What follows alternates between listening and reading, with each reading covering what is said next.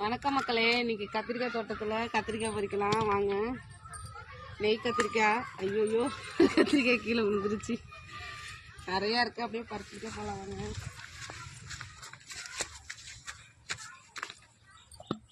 பாருங்க,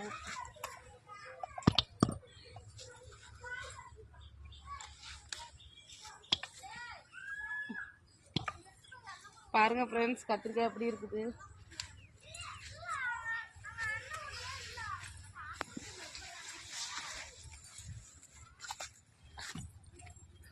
பாருங்க ஃப்ரெண்ட்ஸ், கத்திரிக்காய் பெருசாக இருக்கான்னு நினைக்காதீங்க சைஸு, ஆனால் செம்ம டேஸ்ட்டாக இருக்கும். எல்லாமே அப்படியே உள்ள முத்தாது பிஞ்சியாக தான் இருக்கும்.